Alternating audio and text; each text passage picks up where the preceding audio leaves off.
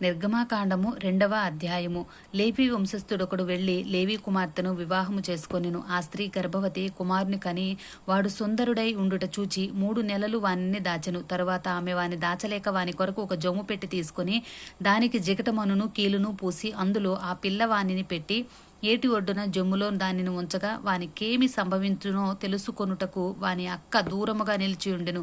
ఫరో కుమార్తె స్నానము చేయుటకు ఏటికి వచ్చెను. ఆమె పనికత్తులు ఏటి ఒడ్డున నడుచుచుండగా ఆమె నాచులోని ఆ పెట్టెను చూచి తన పనికత్తిని ఒకతను పంపి దాన్ని తెప్పించి తెరచి ఆ పిల్లవాని చూచినప్పుడు ఆ పిల్లవాడు ఏడ్చుచుండగా వాని చూచి వాని యందు కనికరించి వీడు హెబ్రీల పిల్లల్లో ఒకడనెను.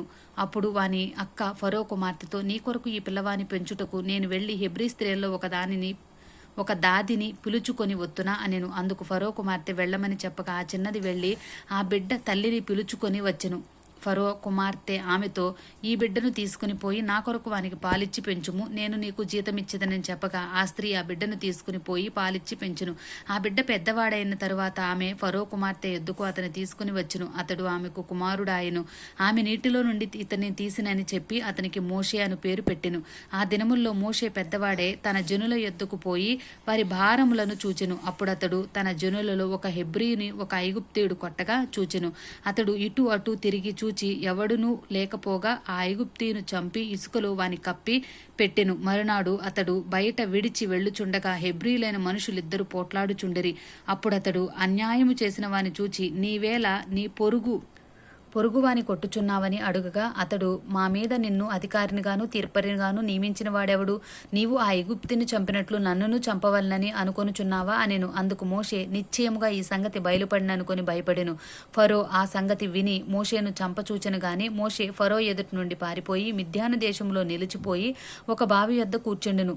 మిద్యాను యాజకునికి 7 కుమార్తెలుండిరి. వారు వచ్చి తమ తండ్రి మందకు పెట్టుటకు నీళ్లు చేది తొట్లను నింపుచుండగా మంద కాపరులు వచ్చి వారిని తోలివేసిరి.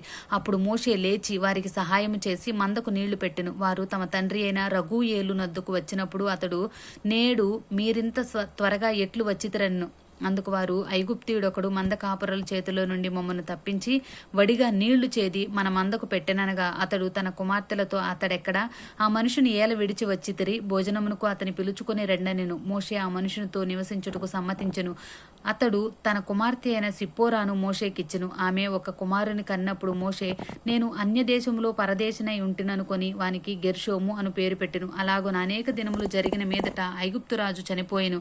ఇశ్రాయేలు తాము చేయుచున్న వెట్టి పనులను బట్టి నిట్టూర్పులు విడుచుచు మొరపెట్టుచుండగా తమ వెట్టి పనులను బట్టి వారు పెట్టిన మొర దేవుని యొద్దకు చేరెను. కాగా దేవుడు వారి మూలుగును విని అబ్రహాము, ఇస్సాకు, యాకోబులతో తాను చేసిన నిబంధనను జ్ఞాపకము చేసుకొను.